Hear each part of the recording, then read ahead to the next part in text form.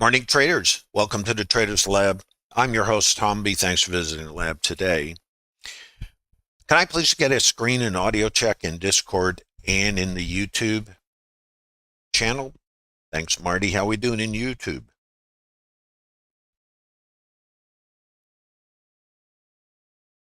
And also, Bookmap support, can you please place the YouTube link? Thanks, Skeg. Please place that link in the TraderLab. Well, good morning, everybody. Appreciate you visiting TraderLab today. This stream is about integrating Bookmap order flow tools with auction market theory using the volume profile in the intraday developing time frame. It's based on structured trades. They're available to all of you at no cost, as well as the TraderLab community. There's a link in the bottom of YouTube if you're inclined. It's a professional community. It's about the business of trading, creating sustainability and career paths for developing traders. Most of you have probably been working trying to create sustainability and consistency, and chances are you're like most of us as we develop in the business. We have random winners, but we don't have sustainability. So we need to differentiate what creates sustainability versus randomness. Now, the thing about randomness, I'm referring to random winners versus the random environment. The environment's random. So what we need to do is adapt how we interact with the other participants in an environment that's 100% random 100% of the time. And the randomness refers to rotations and other inputs where we have no control. Our control ends when we push the button. But up until that moment, we have complete control over what we do. We have no control over what the market does. So we need to balance these concepts and not try to bend the market to fit our psychological needs, which is certainty, risk aversion, and the rest of it. Squeeze risk out, maximize profitability. Now, it's a great concept, but that is suggesting that somehow you can predict an outcome. It's not about a prediction. It's about a probability. So we're in a business really of randomness, and we'll never get certainty. We can get probability, but a probability is not a certainty.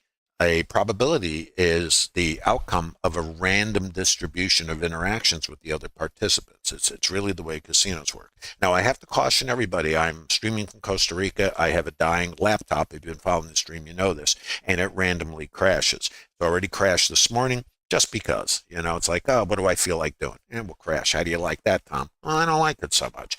So if I disappear, this will recycle. I have to restart, and it might take 4 or 5 minutes. Just be patient. I will return, as I think MacArthur said in the Philippines. Let's take care of business, and I got a little bit of news to share with you today.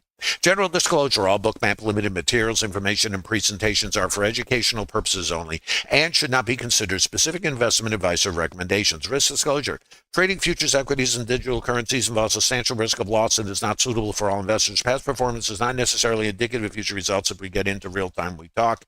Also, I have a little bit of news here. Let's see if I can get that up here for you. And then I'm going to review what led up to today, because you follow the stream, and by the way, I referenced in yesterday's stream, the date was 2025. Surprise, January 14th, yesterday, 2026. So you do want to be watching the 13th, the 14th, and today. So, and actually, because you want to see what set up the sell-off, so you understand why we're looking for longs today. And if that escapes you, you definitely not only want to watch those streams, you want to come to the TraderLab, in my opinion. And that's up to you, naturally. And by the way, it's not about how long you've been trading, what you do, how you do it. What it is about, this business, is creating sustainability. Now, I got a little news. Wednesday, January 21st, only in the Bookmap Discord channel. And remember, if you're in YouTube, you can use the link down there. It's going to be how institutions move markets. And it's going to be so you can see order flow, how icebergs operate, and other phenomena. Scott Pulcini is a longtime trader. He was a large ES trader. He was a market mover, you might say, back in the day. And he very much worked with large, not only large positions that he built, but he also traded in between these bank desks and hedge fund desks. So slightly different look, all right, and how you might use order flow. So this is available to all of you. There's no cost, but you do have to check the event channel, and you do need to register if you're visiting in YouTube if you'd like to take advantage of these kinds of education, and there's no cost for it. The only thing it costs you is time to register, verify your Discord username, so we make sure you're not spam, and then you have access to a lot of additional education, all available at no cost. How do you like that? Now, let's look at the higher time frame very quickly. Now, this is Investor RT, and this is my higher time frame software. And again, I'm having substantial problems today, or actually the past number of days. So let's take a look. Yesterday, remember what set this up. In this day here, we had a bullish report, and we had made an ETH all-time high. Now, I posted a couple of things. Now, one thing to understand, the fact I post anything doesn't mean anything, because I always am thinking about what might happen. I don't know what will happen, and I don't think any of you do. So if we know we don't know, then we need to know what might happen, and we need to anticipate it and where it might happen. And the randomness of trading, or the rotations we trade, is we don't know. So we remember randomness. So if we understand randomness, then we understand that we are going to attempt alignment. But let's think about market mechanics, because this is kind of where, as they say, the financial rubber meets the road. The market goes up to go down in all time frames as you think about it. Now, if you look over here, the market went down. Now, why is that important? Because there's buy stops above all these highs. If the sellers get trapped, then, and the buyers come in, notice this driving behavior. What's happening now is the buy stops, so the shorts become buyers and new buyers. So it's what I call the squeezeteria. And there's a gap, and these shorts are getting run over. It's a fine thing if you're trading the long side. But what happens now if I run out of buyers? And by the way, this was a target coming up. I'm not going to take the time. It's in my previous streams, you understand. And now what's in here? Longs, right? What does the market do? It goes down and takes the longs out. And at the time, this was a gap, right? And we filled the gap, and we come down to what? Our target on the outside, which was 72. And this is all in previous streams. Now, what do we have? Shorts. So what happens here? Open higher. And by the way, look at the similarity over here, just saying. And what do?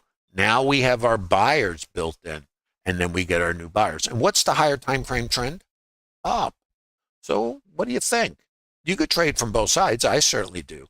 But when I understand how the market works, once I trap one side, and now here's the other thing about this idea. It happens in all time frames. So intraday, it happens the same. So the market rotates on itself. So whether it's an intermediate time frame like this, and the quote higher time frame is up, maybe. And on this day, so remember, why are we coming up? Shorts in this leg. So squeeze, squeeze, squeeze. What happens over here? I hit a target. If it's too high, the longs in here can get abused. But what do I know about this? This is a retail price. What do I do here? I get the stops here, the weak longs out. But what don't I do? I don't get the stops under here. What does that do? The shorts in here now, and sellers that were in here, become the buyers. I go up, I make a new high. Oh, we're having a great time. Then whatever happens in here, up, new high. Day before yesterday, what happens here? Bullish report, excess in the ETH, come down. We missed taking this high out, I think, by 1 or 2 ticks. Excess high. What does that do? Where's my sell stops? There, there, there, there. And what we had as target, which is not on here today, but if you follow yesterday's stream, it was 23, which is the low of the day. Now, that's coincidental, but that's all in yesterday's stream. So what does that do for us? What does the market do? The market goes down to go up and goes up to go down. Now what do we know? We have shorts in here, We came to a target down below. Who knew? And now look at this wick. What does that tell us? Maybe we got excessive. What did we do here? We cleaned out the longs. What do I have in here? Shorts. That sets up this. And a poor high in the ETH. Why is it a poor high, you're going to ask me? Because the cash market wasn't open. And the RTH is typically where real highs are made. ETH, you don't have cash, so you don't really have a true market. Just saying. And it's not a prediction because it doesn't exist. Now let's come back over here. This is the retail price from yesterday.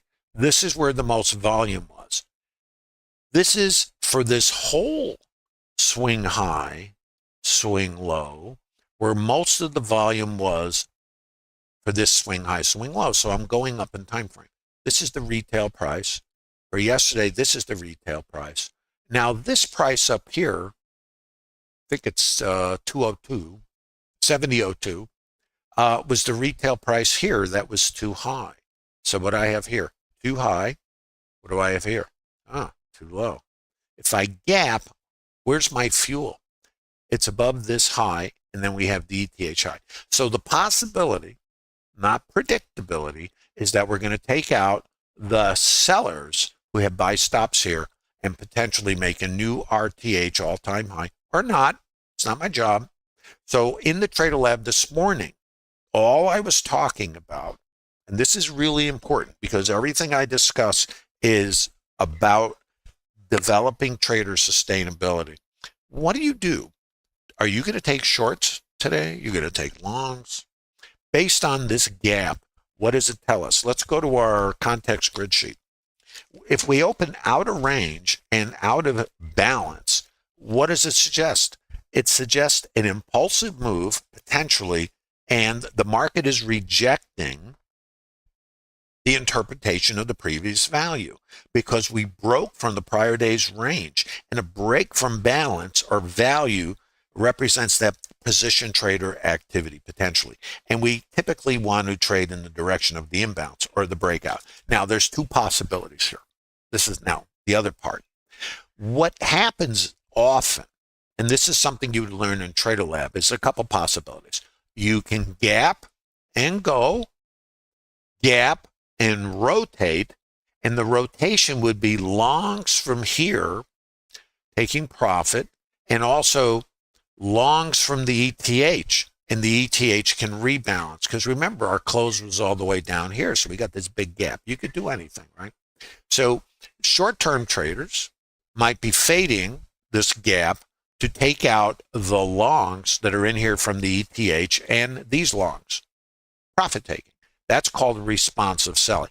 And in my book, and again, my time frame, and this is what I encourage developing traders to do, is to align with the dominant side, because it's going to give you a better opportunity for range in a direction.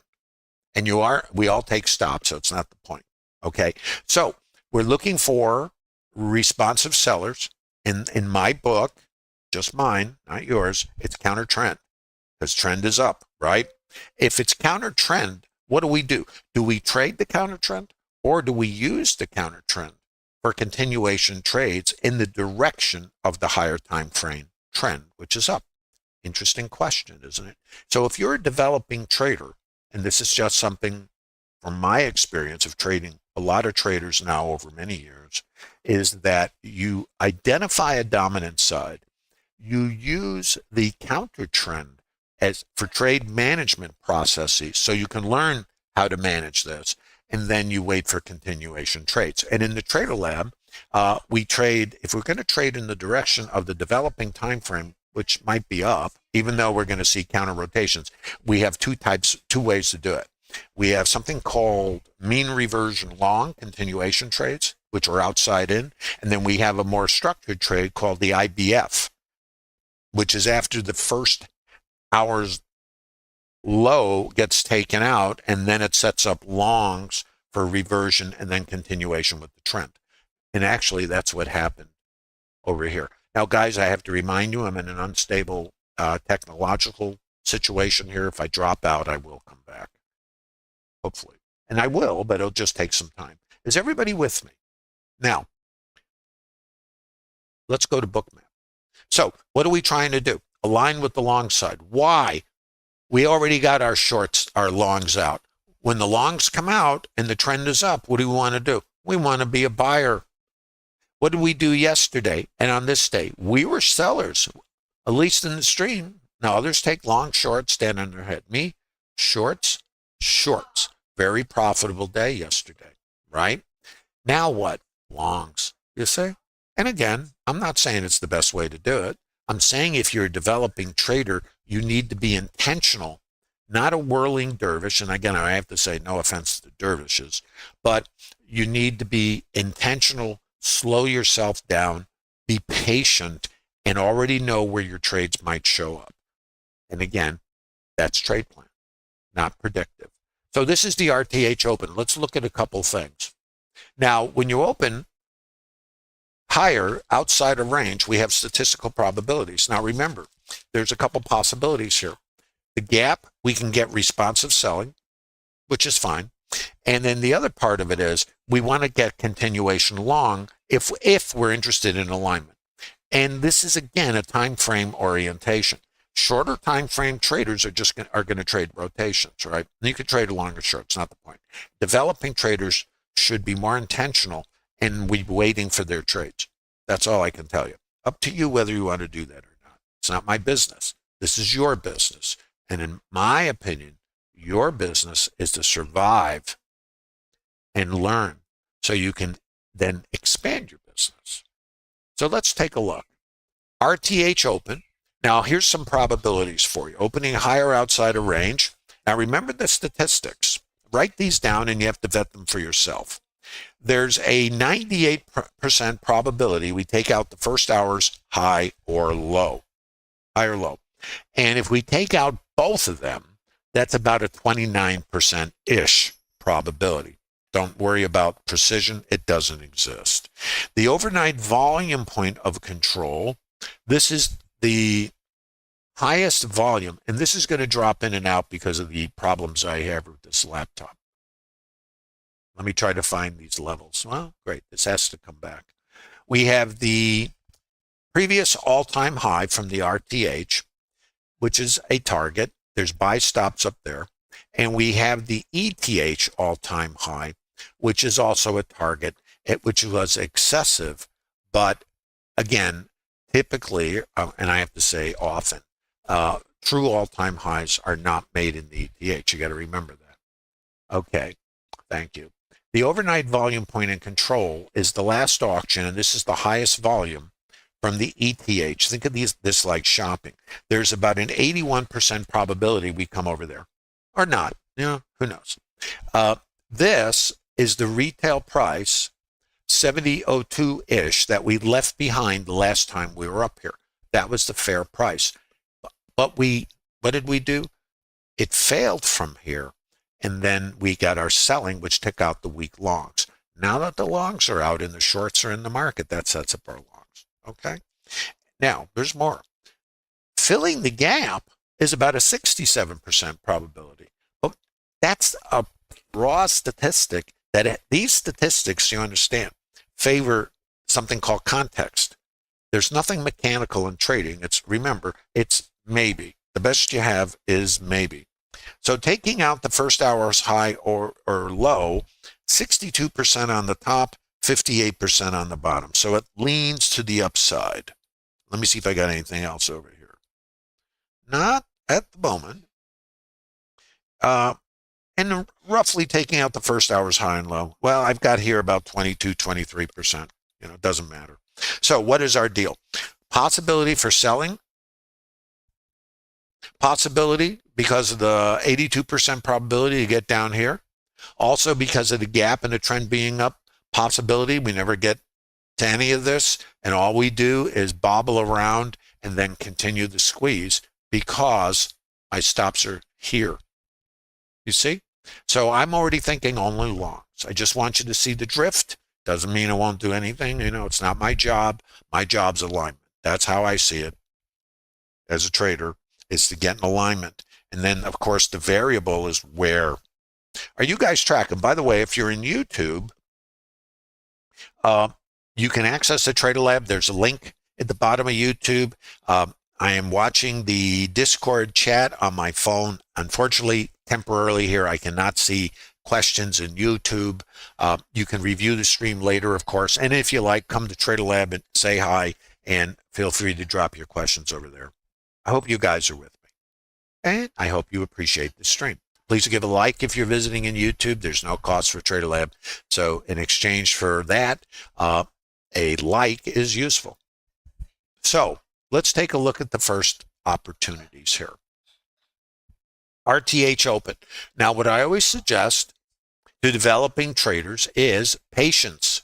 Why? Because in our trade plan, we know what? We have a high probability of getting the ETH high, and we have the ETH volume point of control with about an 82% probability. I already know this, but I don't know if, when, what, where. I can also gap, counter rotate, and then squeeze because of the shorts, you see? So I already know long is my primary orientation. So let's get going. So RTH open, what is this? Good question. If this is the open, this becomes the developing volume point of control. This is our retail price. Now, this is the opening trades. Now, as you guys know, this is really an opportunity for narration. In other words, speed reading. It's not tradable for most traders, okay? So it's really a good place, though, to learn to try to stay in alignment. If you've ever thought about speed reading, this is it. So let's watch. So, and again, remember, if I crash, I'm already having problems here. I'm already seeing it with the graphics. So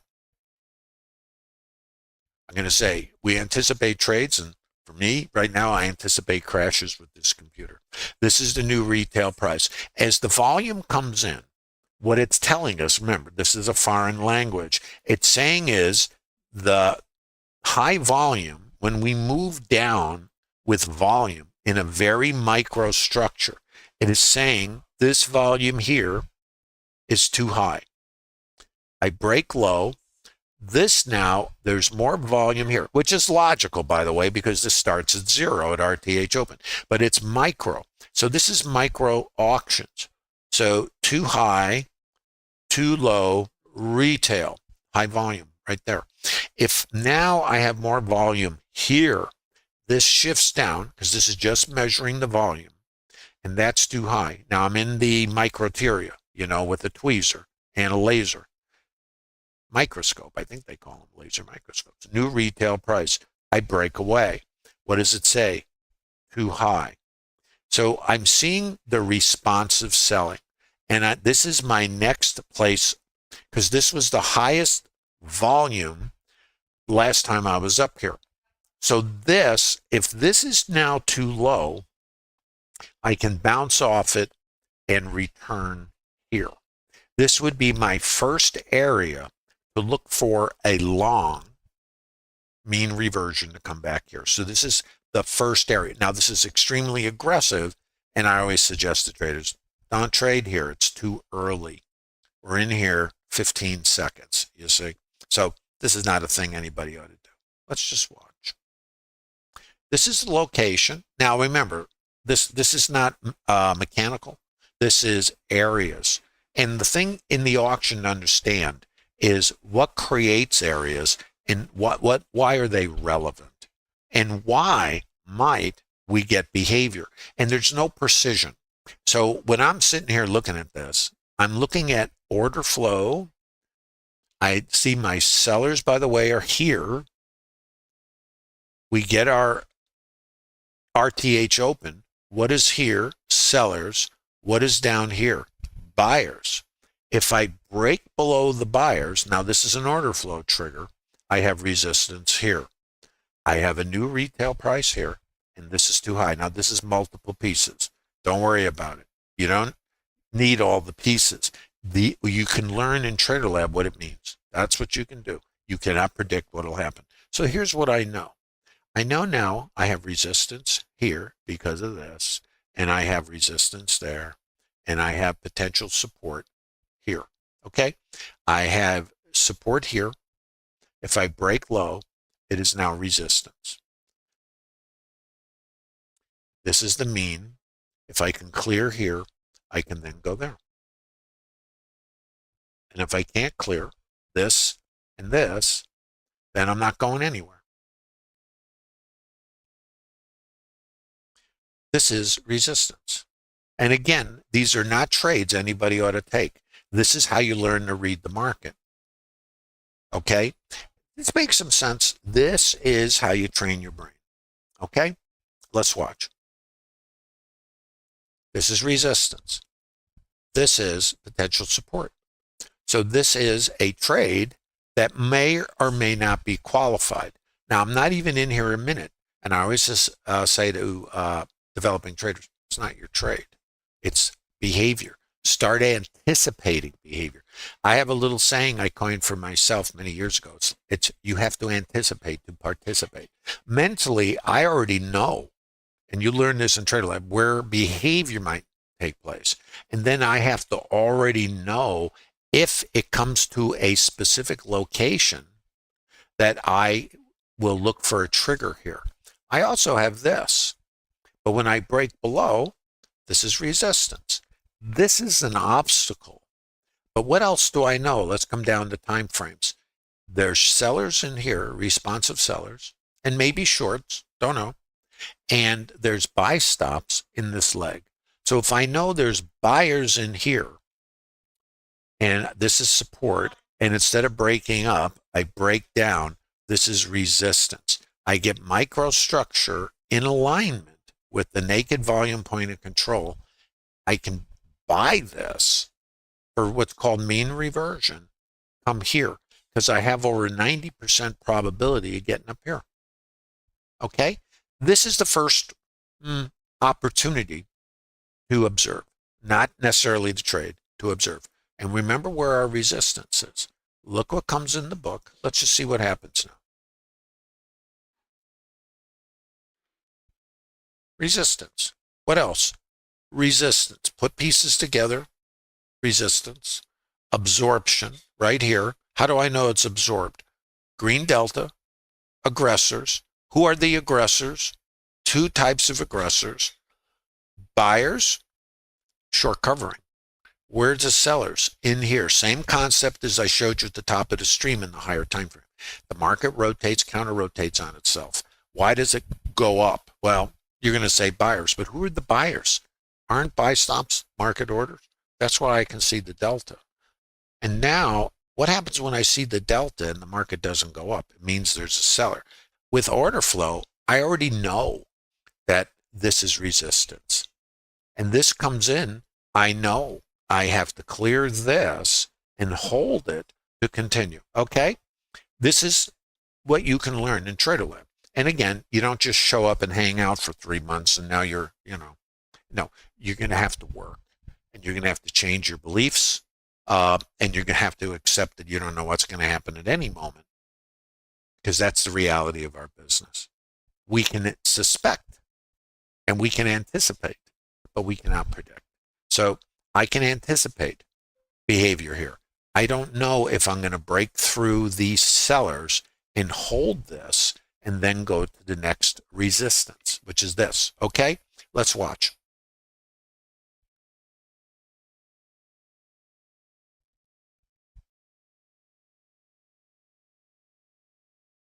So where were my buyers? They were here. What happened down here? Absorption.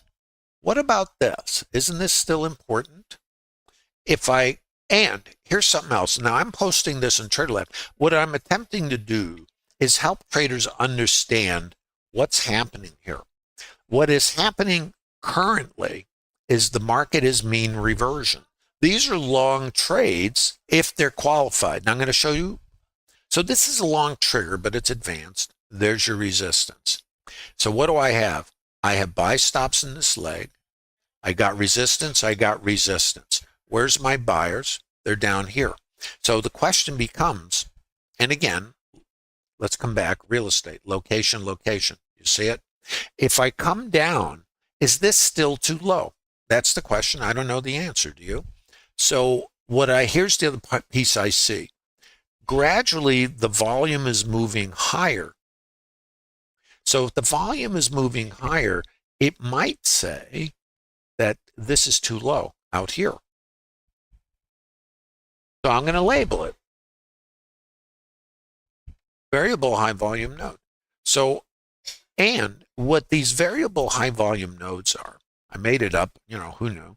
And I always say that because I made this up many years ago, just based on my own research. And it was like, what's going on? Well, why? Don't you ever ask yourself why? Well, I'm someone who wants to know why. Not if, because I don't know that, but I want to know why it might happen. What does this say? Let's look at language. This is the profile. You'll notice that as we go down, there's less volume, and then we're bouncing back up. At this level, what it's suggesting is there's demand because we're spending less time down here, and then we're coming back. This is mean reversion. And I always joke in TraderLab about the term mean because the idea of this trade is to return to high volume from outside edges. That's the idea. Now, the conflict in all of this, of course, is if we look further down the financial food chain, this is the high volume from the last auction. It's the ETH, and it has an 82% probability.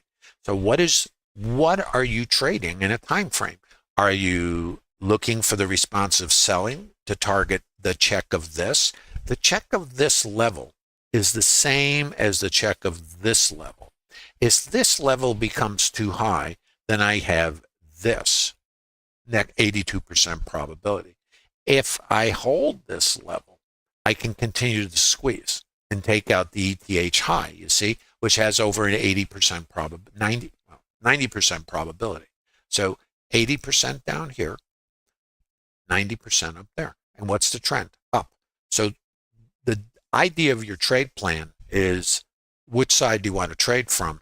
Where might those trades show up? And which side is the dominant side? Time frame can determine what you trade. And I'm always going to suggest to developing traders, try to identify the dominant side and use the counter rotations for continuation longs. So what do we know here? This is support, break low, resistance, variable high volume node. I missed this one. Think. Did I? Yeah, I did. Support. So I break this down into micro because I want to, this is where order flow can come in, because I want to see what's going on here. And this is the last level right there where that liquidity was. That was too low. First, it was support, break low, it becomes resistance right there. Break high, it now becomes support. Look to the right. Right there. So I already know I have micro high volume here, that little node. I have a taper, and I have this key level. And I'm putting all these pieces together, and it's probably painstaking for you, but this is kind of a way to anticipate where behavior might take place. So I anticipate, because of this, that I can get long out here. And where am I trying to go? Well, this is where there's resistance. You can see it there. And in this leg, I have stops above the swing. In this leg, I have stops above the swing. So, and I have a high probability of going here. So I'm trying to get there. That's my trade. I'm sticking to it until it doesn't work. Now, here, right here, liquidity comes in. So I'm looking at that and I'm going, well, okay. Watch. So if you took this trade, you have to be thinking about this and the shorts that are in here for getting scaled, or this one, either one. Because I can look at these, and so can you, and you have to think of language. So what happened here? I got my sellers. What's in this leg? Buy stops here. Where's my last place? It's there, and I'm not going to draw lines on here because my processor is hanging on by its nails, and that's resistance. So based on how I structure trades, or you structure trades, I trade the targets. So it's getting risk neutral. And then your stop would stay under here. And then it's either going to go on to a over 90% probability of getting there, or you're going to get taken out. Life in the fast lane. Let's see what happens.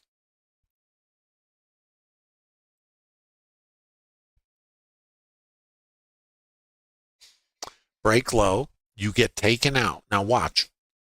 It's very two-sided.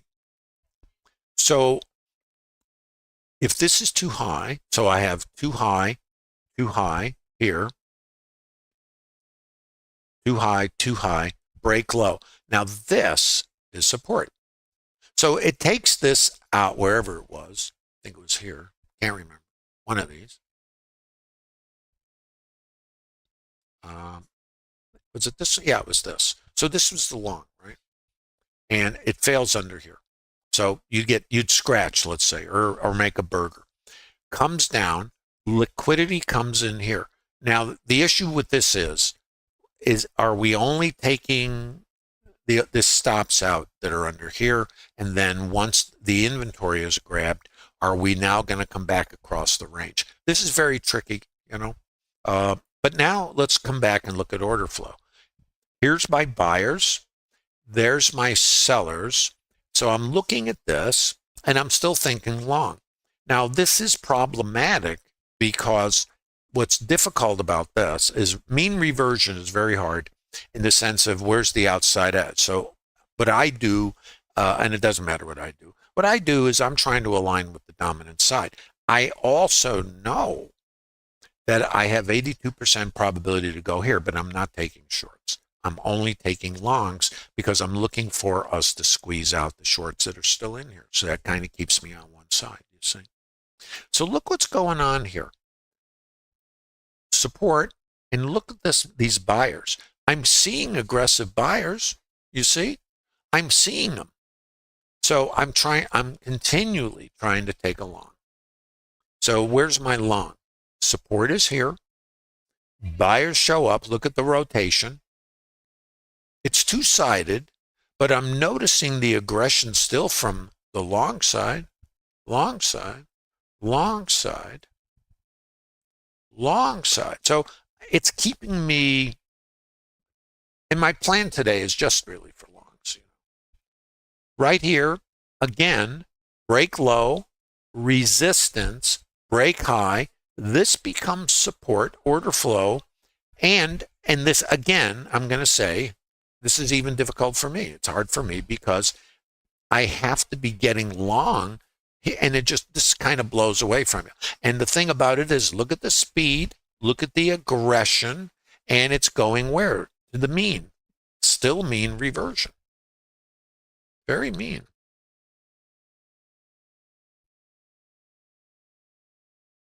So this is tough trading, isn't it? And where's your resistance? It's out here. It's out there, you see? And now the liquidity comes in. So it's two-sided trade. It's like getting hit with an anvil. You know, it's just very rocky. So now we break down. Okay, I still have my ETH high open. So that's a high probability. And I have 82% to go here. And I'm still looking for longs. So that's just me. Watch. See what's happening? I'm still reverting to the mean.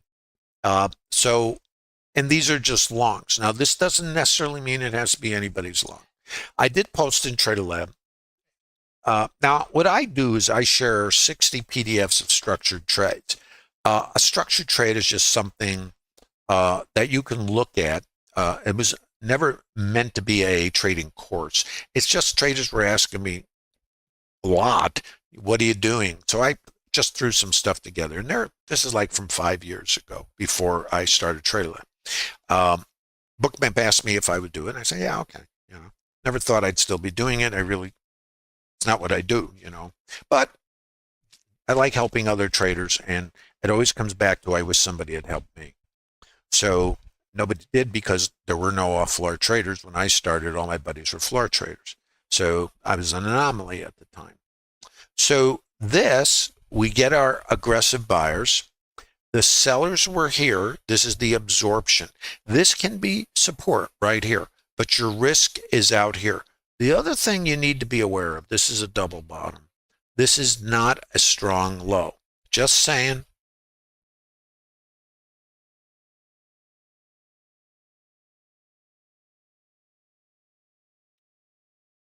Weak low, higher low. You see this chop? Now you come up here.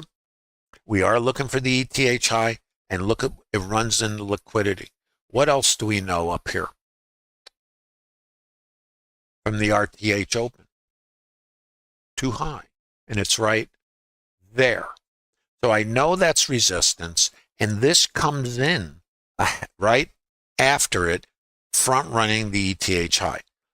How do you trade this? What do you do with this? Well, first of all, you might be throwing yourself on the floor a few times. If you did take longs, you got to scale ahead, actually ahead of this, but definitely ahead of that. Okay? And again, it's all trade plan specific. And this might not be any of your trades. You might be looking at this and just going, what's going on? In my opinion, you don't ask the question about should I get short. In my humble opinion, it's only about getting long. So this is what you have is two-sided trade, and you have this 80% probability. And if you are a counter trend trader, depending on your time frame, you can certainly trade either side. But what's the dominant side? It's up. Now, we have a structured trade in TraderLab called the IBF, and this is all posted before. I know beforehand where I will trade. I don't know anything more than that. So I know if I take out this, the first hour's low, and I have over a 98% probability to take out either the first hour's high or low, and I have an 82% probability of getting there, I'm certainly aware that if I come down here, I could look for a long. I also have a structured trade called the IB failure. I made it up. What do I know? And it was because if I take out the first hour's low and the trend is up, I can use it as a structured long for it to come across the range and squeeze out the sellers and use their buy stops to, let's just say, create my trade, and then more buyers will come in, maybe.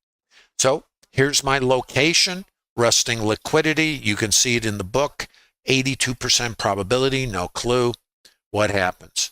Absorption. So this is support. Now, my trade, the IBF is, do I come back inside?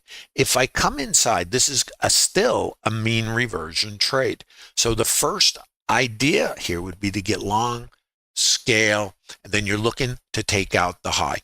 I don't know where we are, but that's the trade. Where are we?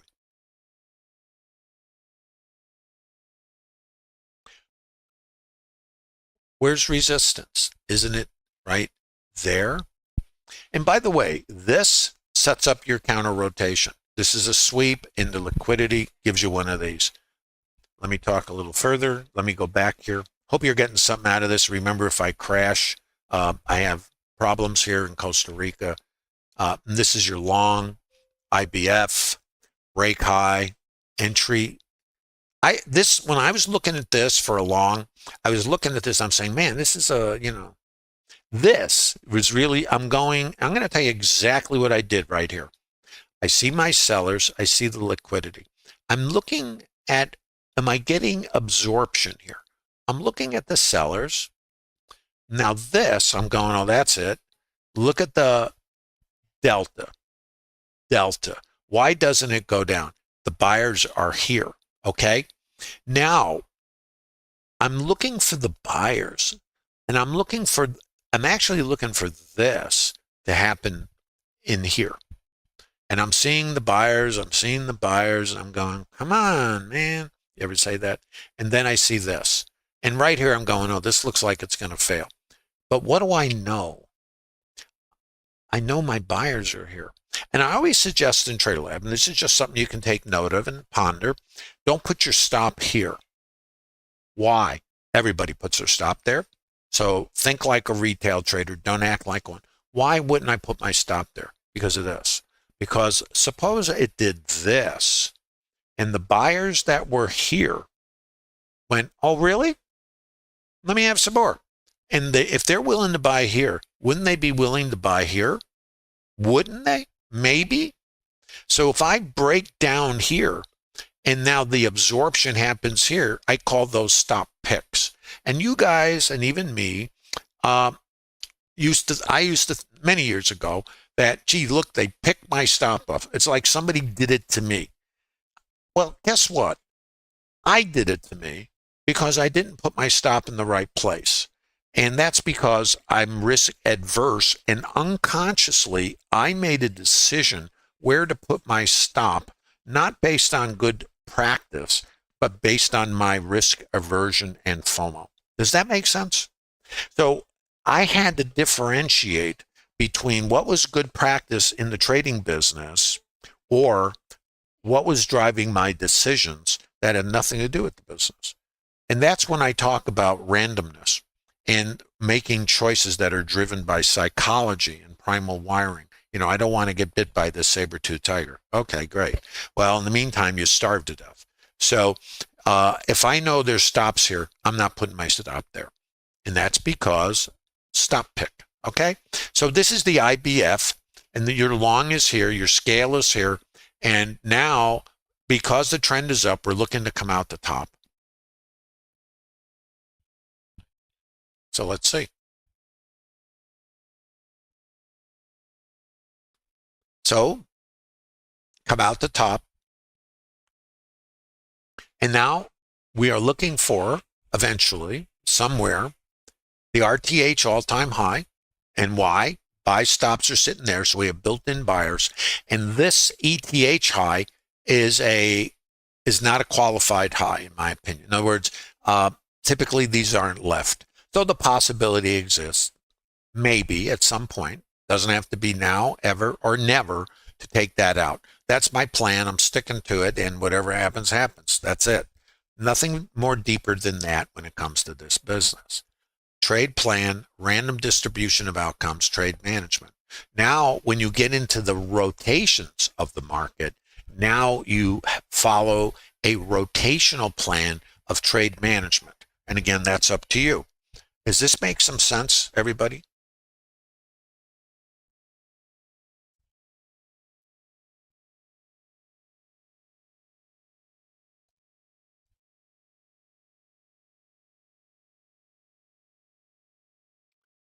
So it's just longs and trade management.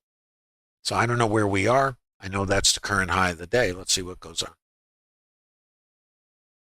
Okay. What is this up here? 1.5 IB. Think of that kind of like a Fibonacci deal, which is not material for me in the way I trade. This is what's material for me. So for me, all I do, and I try to keep it simple, all I do is take my trades, manage my trades, and as long as this doesn't fall out the bottom, and it can, I still got an 82% probability to get there, and we could fill the gap. We can do anything, right? As long as my structure stays intact, I'm only taking long continuation trades. The short rotations for me are trade management. And when I say me, I'm saying is for developing traders, okay? I want you to know you need to slow it down so you can be intentional, because you're not going to, if you're thinking in too many dimensions, you're just going to overwhelm yourself. Too many pieces. We cannot process. Our brain is kind of limited, to how much we can process. Call it multitasking. When you're in multiple time frames, you're actually multitasking. So you only have so much capacity. So that's why a plan should somewhat be written out. You should already know what you're going to do. I go over my plan every day, and it is broad in the sense of I know intraday I have to identify locations as they develop, but I know the larger picture And I also keep track of which side is trapped. So that's pretty much what I do. I try to keep it as simple as possible. Hope you're getting something out of this. Let's now come to real time and try to narrate this thing.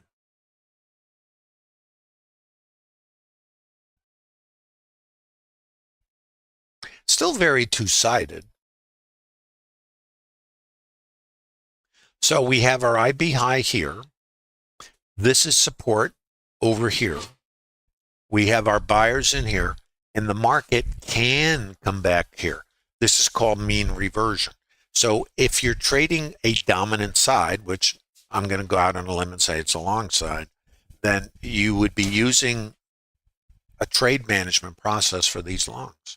And then your job is just to take your trades, manage your trade based on your plan, and not be thinking, oh, I got to hold it because it's going to go higher. I'll tell you right here, I don't know what it's going to do. And my job is not predict anything. My job is alignment and defining change. That is my job. If I see a micro high volume structure and it's based on this right here where the buyers were, if I get below the buyers, I can be out of the trade. I know now I have resistance here. What created it? The high volume. This is like your VPOC in a distribution. So it's all the same. This is too high, break low, you could exit, or you're trading a higher time frame and your stop is all the way out here someplace and you're willing to give all this MFE back because, and you're all going to say, I can't do that. I understand, because this is the target. So how do you operate in this? You see, you have to isolate a time frame and where an edge works for you. Edge and time frame are a function of rotation. So you need to identify the rotation based on the risk you take and getting risk neutral and then trading to something that has statistical probability. And if you're in an uptrend, I would say, what does the market do? In all time frames, market goes up to go down, market goes down to go up. What did we do yesterday? Well, we went down. What are we doing today to go up? What happens in the rotations? It goes up to go down. It's all the same. So if I get selling here, I'm going to have buy stops above here. I can also still come out the bottom and take out the longs and come back inside again. I already know that. But what didn't I do? Let's talk about if this, then that. If not, then what? If I come out the bottom, if this, then that, 82%. If not, then what? IBF back across the range. ETH high, and then somewhere, right? If not, and I rotate, then what? Shorter time frame. I can come back here. Now, I don't take a short, right? I exit along. If it's my time frame, you see. All of this has to be figured out in your plan. And when you come here in randomness, you're going to thrash when you have to ask yourself, what should I do? That's why we don't know what we should do until hindsight says, see what you should have done? That's hide. What you should do is know what you will do before it shows up. Now there's no longer a question on, because you can't answer what will happen. You can only answer what might happen and where. So what will happen is not really on the table for us. We have to know what we will do when it does happen. So that requires narration, anticipation, and the narration's like here, you know? Because what does the market do? Well, if the trend is up, it's going to rotate and potentially continue higher. But the rotations are from two sides. So it isn't, unless it's trend, you know, which is not, we're in rotational condition here, then we can just rotate around and abuse both sides.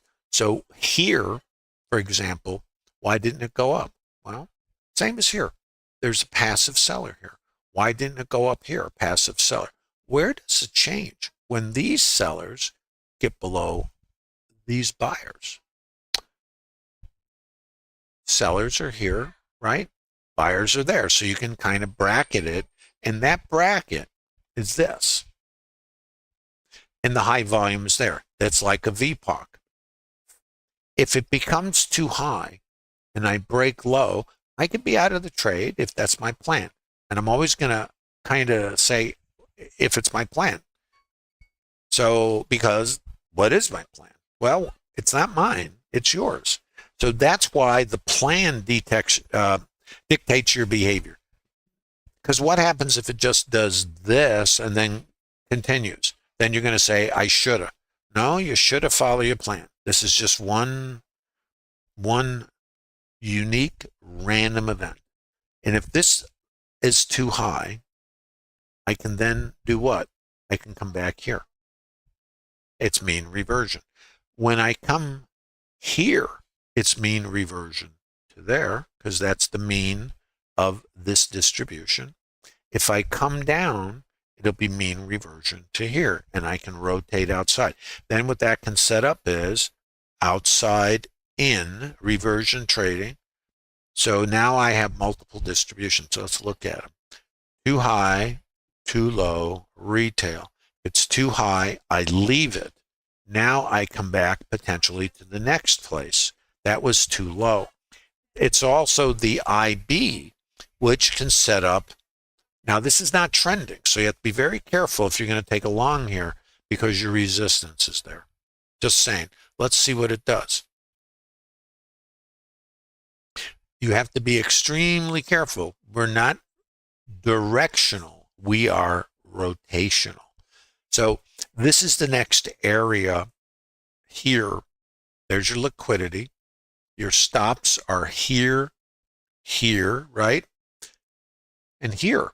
So I know my buyers were there. So I know if I come out here, then I've got my sellers there. So that's what I know. Now, what is it going to do? That I wish I could tell you. I can't. I find in balance that this is the more likely scenario. So I'm not taking the IB continuation trade. I'm going to observe it. But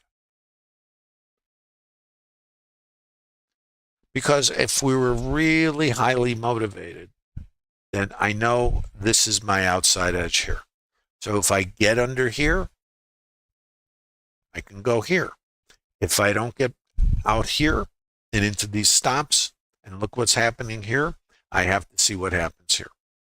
But I'm not looking at a long, and it might be the long of the century. I'm looking to observe it.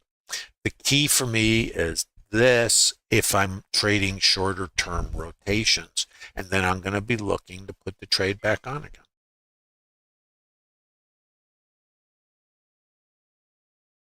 Now, it's important for you to determine why might you not take this along here. You see, you need to be able to answer the question because we're not in a trending configuration. We're in a rotational configuration. If you're not trending, then it's a reversion. It's not a continuation long here. I certainly observe it, but I know if I look left that my stops are under here. See? And am I going to buy the mid in the VWAP? If it's your trade, then you have to consider what your job is. Me, I'm looking at reversion.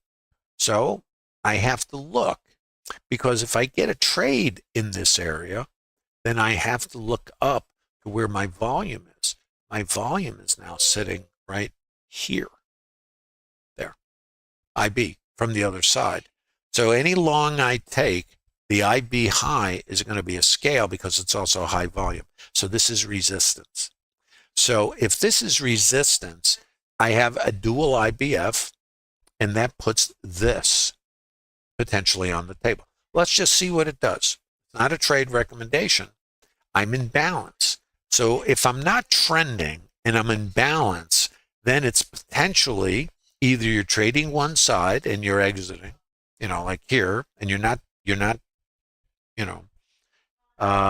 fading. You're just using this, and you're just going to trade rotations from a primary side. And so far, the primary side is the long side. So you just use, remember the idea, Learn to manage your trades because that'll eventually help you understand counter-trend trading. So we're in balance, and where's our resistance? Here, right there. This is a dual IBF. And that puts, if we're in balance, that puts this on the table. That's why there's no IBC. Does that make sense, guys? Can you kind of get the idea of the context? So we're in a up context, rotational, dual IBFs. Pepe, no VWAP to VPOC. The VWAP is not, there's no VWAP to VPOC. Doesn't exist.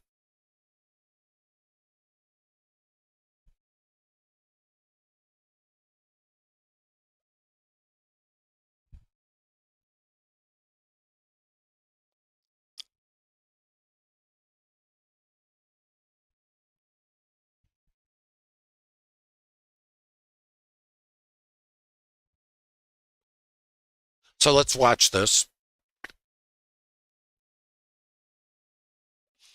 VWAP to VPOC is an outside-in trade in alignment with the trend. What's the trend? Well, we don't have a trend. We have balance. So you might get mechanical buyers here, but this is balance. So if this is balance, this, at least for me, and it can do anything, don't forget, we do get mechanical VWAP buyers. You know, most retail traders are just mechanical. They don't understand that trades are based on the condition of the market, not a line on a chart. This is the target, not this. So, Pepe, do you know why VWAP to VPOC is not qualified here as a structured trade that is in alignment with the context? Because, Pepe, you need the answer, not the random outcome of this location. You need the answer to understand why it doesn't align.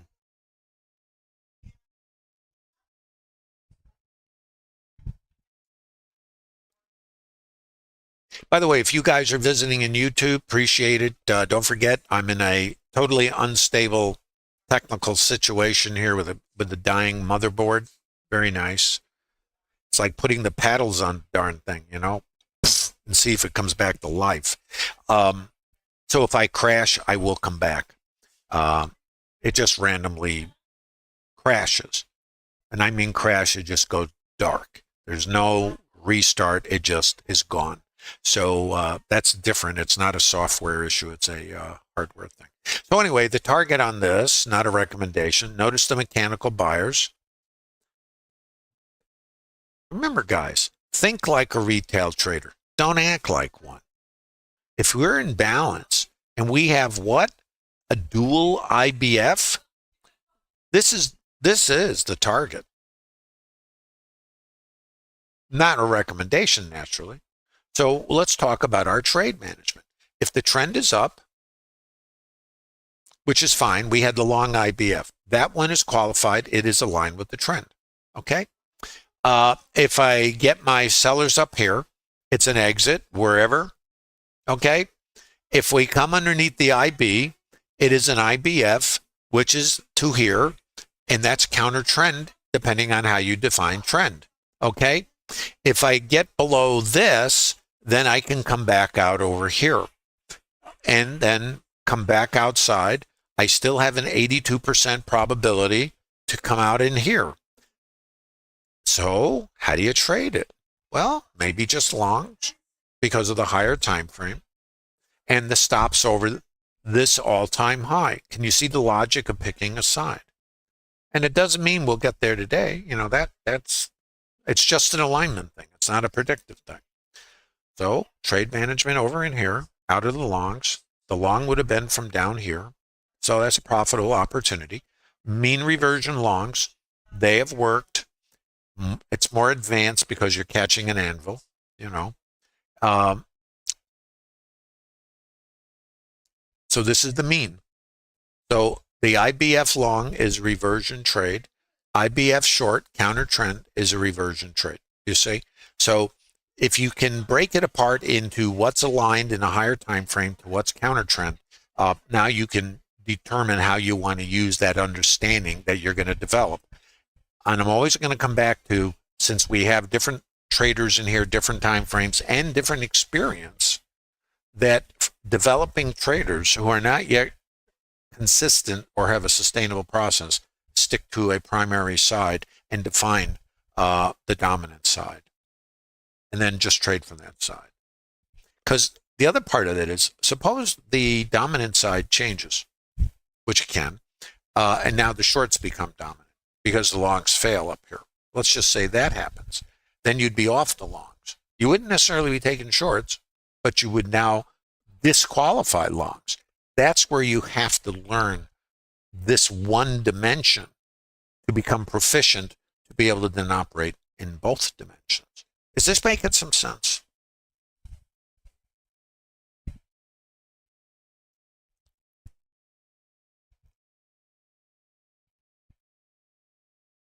So let's see what happens here. These are mechanical buyers, mid and VWAP. When you have the mid and the VWAP closely aligned with the volume point of control, that is balance. We are not trending. Does everybody understand the difference between a trend and a balance? Can you define the difference between a trending market and rotational or balance market? Can you understand why this is not the same as a directional market, even though it can go up? But where's my resistance? It's really at the IB, wherever that went. I think it's here. Here. So I know I've got resistance at the IB. So now we have to see what happens here. Does that make some sense? How we do it in YouTube, guys, please give a like. I hope you got something from this. This is TraderLab. And remember what the TraderLab is. It's a group of like-minded traders who've come together to leverage their collective experience. Doesn't matter how long you've been trading. It's really important to understand. Doesn't matter how you do it, what you do. Here's what matters. If you keep waking up in the same place, I call it Trader Groundhog Day, trying to make it better and having winning trades. See, this I think is the catch-22. We all have winning trades. Doesn't take skill to have a winning trade. It does take skill to stay in the business. So winning trades are not the issue. Sustainability and surviving the learning curve is, right?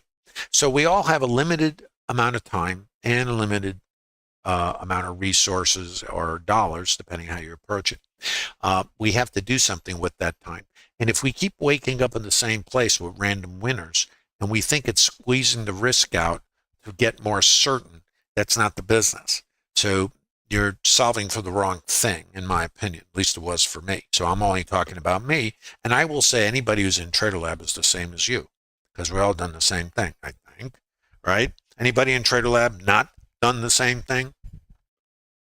So if we've done the same process, we have to be able to determine why we make choices. We have to determine, are we just gamblers with random winners, or do we have a statistical edge in spite of paying the other participants overhead and cost of production, not right or wrong, or getting approval from the market, which of course psychologically there are many who need to be right. There is no right. Then we have to determine what makes us make choices, and are those choices aligned with the business? I'll come back to this because this is really the, you might say, the crux of the issue for us. So let's watch the behavior. Remember what this says. Now, language. What this is saying is balance. Because in a trending or directional market, the VWAP and the mid are going to be moving away from the VPOC. And it doesn't take away that we can go up from here and take out the all-time high, which is right above us. That's still on my list potentially for today. But how are we going to get there? Are we going to get there? See, I don't have that answer. And I suspect neither do you. So if we know we don't know, we build a solution around knowing we don't know. That's the business. And then it's locationally based and behaviorally based. And in a trade plan, you'd already know what you're going to do. And you're going to define change and either not trade based on that change because you don't have a trade for that current condition, or you will change where you trade because the way you narrate the market suggests we are not directional, we are rotational. So you would not be taking a long here in spite of the possibility we make new all-time highs right from here. You see? Does that make sense? That's what balance is. And this is what trade plan is about. And remember, randomly, this might be the trade of the century and we make new all-time highs and go up another 40 points from here. Is it possible? Yeah. Now I'm going to use a term. Is it probable? No. But it's always possible. Does this make sense, guys? So, if we know this is the fair price, and notice this, too high, too low, balance is here, fair price. Oh, it's too low. It's too low. Do you see how the volume dried up? Why does volume dry up at outside edges? Because I'm not paying that, less buyers. What about down here? Oh, it's on sale. What's in the middle? Retail. When I go shopping, I'm a fan of buying on sale. Buy low, and then back to the mean. And then if it gets too high, you know the concept, sell high. If in the microstructure, this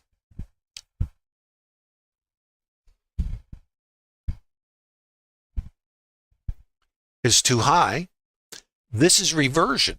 What this is I'm not paying that. Yeah, but it's on sale. I'm sorry, on sale. I'm not paying that, retail. So if this is too high, this is reversion. So this is too high, I can leave it and I come back to the retail price over here, okay? So I know I have resistance out here. And the reason is my sellers took over here. My buyers were there. There they are. My sellers are here. There they are. We break below the buyers right here. This is a suspect now.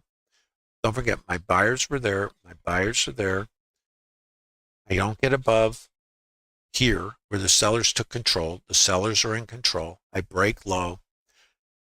My volume is there. I break low. My sellers are in control now. And then, of course, this. Now what? Let's come back to the microstructure. Right here, this low volume node is now my support. And when I break it, it becomes resistance. Now I break, and where's my resistance? It's there. What might I do if I'm a counter trend trader? This is resistance. This is a trigger, and I'd be trying to come there, and maybe back here or not, you know. Now for me, this is counter trend. So for me, when I'm saying me, I'm saying for developing traders, not me, but you, exit, or exit, or exit, and then hang out. So where might the next trade be? For me, not here, even though I anticipate a potential rotation. If I take a short, I need to scale here because I anticipate these buyers, and then I'm looking to return here. That's a counter trend trade. Okay. Now, we have to watch this, and we have to watch VPOC migration. If this volume up here is higher than this volume down here, it is suggesting that this is now becoming the new fair price, and this might be too low. This.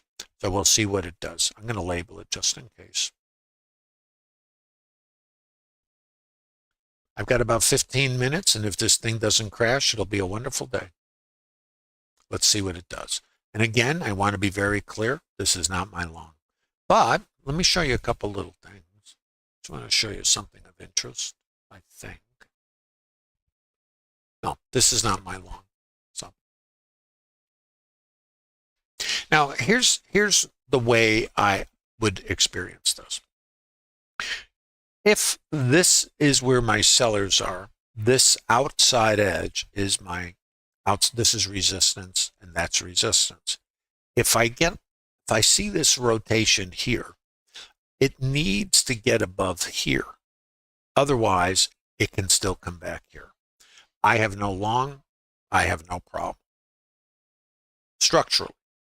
So I have nothing to do. I still have no IB continuation trade in this condition.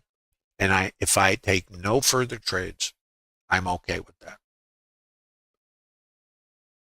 So I just sit here and I wait for additional trades. So I don't have a trade. And for me, it's because of the context. Higher time frame is up, but intraday developing time frame is balanced. So I can't trade this. I can't. So let's see what it does. You got to be patient, guys, in my opinion. And it's not about knowing anything. It's about the discipline of just waiting for your trades. So let's see what it does. My resistance is out here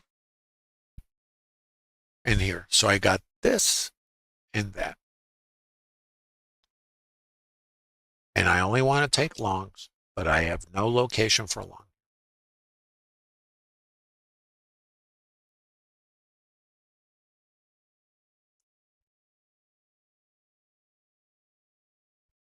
You guys have questions?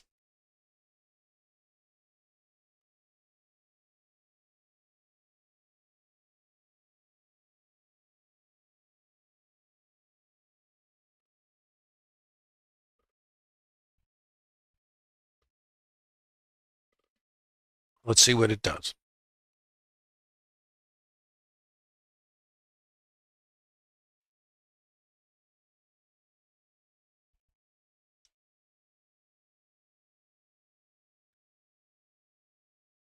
Guys, I want to remind you, TraderLab is a community for everybody. Doesn't matter how long you've been trading or what you do, how you do it. If you are, and here's the thing, if you open up your higher time frame toolbox, there's probably 100, 200 indicators in there. The reason they're in there is they all have random winning trades. The problem is that none of them on their own may have a statistical edge. And then the way we try to solve for that is we put multiple indicators together. Now, when I'm talking indicators, I'm talking things like RSI, oscillators, things that have a lot of slop built in, and but maybe have no edge. You've got to figure out where your edge is. Now, this is VPOC migration. What happens here is very important. If I come here and do that, I'm on my way up. Otherwise, if this is too high, I got this. So let's see what it does. I have a sweep. This suggests the possibility of up. And for this thing to go, it's got to come up here and clear. Okay? If I don't, I'm back here or here to get the stops. So this is, still up for grabs, right? So for me, and let's come back to what we know, not what will happen, what we know. Where are the sellers? Well, they started up here. The high volume node, if you look to the right, is my resistance. Where else is my resistance? It's out here, right? Because of the low volume created by the urgency of the sellers. So I have resistance really is like there, here. All this is resistance. So this is now the key right here. And where's the stops? Here, you see? So this is important. Let's just see how it behaves. These aren't trade recommendations.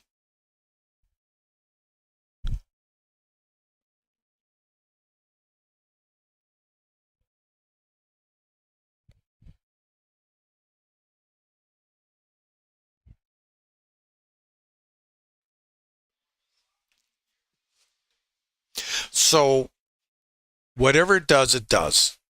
in my plan, I'm not saying it's a good one.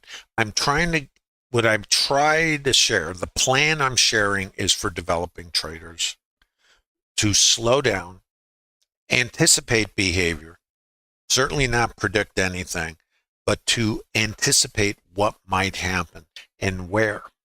Then either it does or it doesn't, and then we adjust our plan to the condition of the market. So we have to be very conscious of what's going on right here. This is very important because this is the new retail price. Now, the way the market tends to operate, if this is too high, this might be too low, this is the retail price. If I cannot get above here and above here, then what do I have? Stops here and reversion back here. So that's what I got. I don't know anything else. And I don't need to know anything else because I can't know anything else.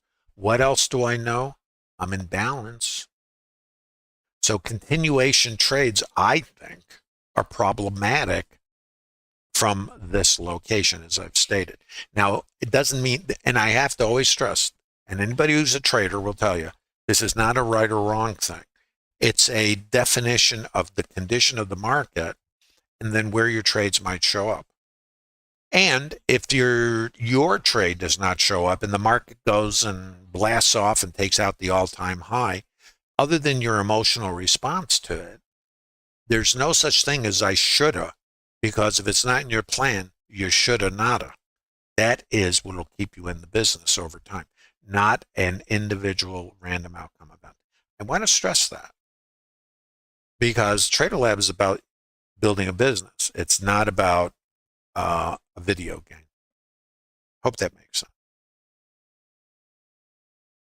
So when the market's in balance, it's not the same plan as a trending configuration. I can assure you this is not a trending configuration at the moment. If it changes, fine. And what trades don't qualify? Continuations from up top. Trades, we are in what? Balance. If you're in balance, you have no IBCs. You have only IBF, which is the long from out here, and reversion, so outside in. And the IBF is a reversion. So if the trend is up, you're taking the longs and you're forgetting about the rest of it. And then it's trade management. Is this making sense, guys? Is this logical? Can you see why this is my continual repeating message? Give me a yes or a no.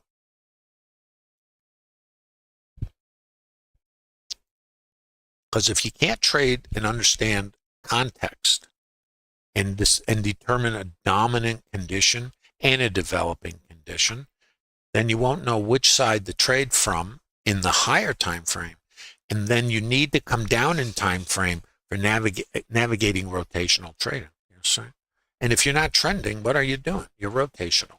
And then it's pick your locations, try to stay aligned with the higher time frame, but understand you're in a rotational trade. So certainly not long from here for me, again, me, not you. And I'm stressing over and over, and I'll continue to do it as long as I'm still doing the TraderLab. And remember, TraderLab's not going to go on indefinitely. I just can't do it anytime. And not that I'd be trading with my situation in Costa Rica. Typically, I'm trading. And when I'm streaming, I'm not trading. And, that is a bit of a conflict at times, right? So there's just so much gas in the tank for this.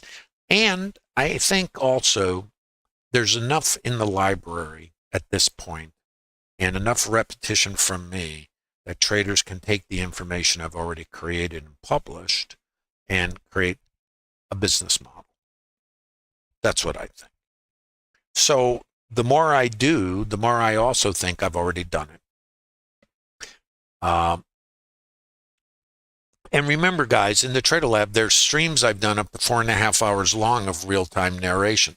The good, the bad, the ugly, continuation trades, trading the rotations. Yesterday, you were looking at rotations that I was doing. I was showing you structure. And also, I think I mentioned yesterday, and somebody, I think, copied that or published it, and I thought it was a cool statement. The trades you take, the rotations you trade, the risk must be justified for the rotation. Otherwise, what's the point? Why are you trading? You know? So don't trade. You're not trading for action and dopamine. I mean, if you are, you're going out of business, unfortunately. I hope you know that. These are the choices you have to make. You have to also not only learn how to trade, you need to understand why most retail traders fail. And most of you, over time, are still doing it or have done it, do what they do. That's why they fail. So I always thought, and eventually it kind of, the light bulb went off for me, I want to think like they do because I've done what they do, but I don't want to do what they do. It's like, think like a retail trader, don't act like one. What do? They buy this. Think like a retail trader, don't act like one. Where are their stops? They're here, right? So in balance, that's why I don't take this trade. Not because it won't go and then I go, in hindsight, I shoulda. It's because the context, this trade is not qualified. Is everybody following me? Can you see why I keep repeating this? And is it helpful?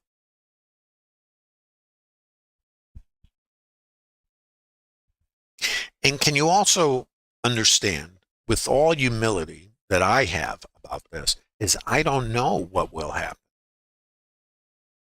That's even better, isn't it? So how do I know what might happen? I understand context, and my job is to define it, define change, and trade structured trades that are in alignment with that context. And if this trade, which is not in alignment, again, gets through what? Too high? Then more power to them. Gamblers get paid. I prefer not to gamble. I prefer to sit on the house side of the table, and I will pay the gamblers. Overhead and cost of production. But over time, what keeps me in the business? Not doing what retail traders do. Does that make sense? So when you read this chat over and over and over and over, one thing is constant that you're going to get from me. Number one, the straight oil from the can. Number two, I'm going to try to help you understand why most traders fail. This is a time frame specific process. And as developing traders, you must slow the clock down so you can anticipate behavior. You've got to, as they say, walk before you run. Please give a like. If you're visiting in YouTube, use the link in the bottom of YouTube. Visit the TraderLab. There's no cost for it. You don't have to be a Bookmap subscriber. You won't be solicited. This is about the business of trading. Bookmap is making an investment in you to your potential career path. If you do the work, I believe anyone can learn how to trade in the TraderLab. And then the idea is, if you become successful, maybe you'll up your game and create additional edge using a high-tier order flow tool like Bookmap. What developer of software has ever made an investment first in you? Think about it. Isn't that the kind of community and company you might want to align yourself with? Just a thought. Please give a like on your way out. Appreciate you visiting the TraderLab today. Thank you for your patience with all the technical problems I'm having here in Costa Rica. And I look forward to seeing you guys tomorrow. And don't forget to review the previous 3 streams. You'll see how the business unfolds, how trade plans work, how structured trades are built, how they're executed, how order flow is integrated, and how maybe you can build sustainability. Thanks again, guys. Use the link in the bottom of YouTube to visit the TraderLab, and don't forget to leave a like on the way out. Thanks again for visiting the lab today. See you tomorrow.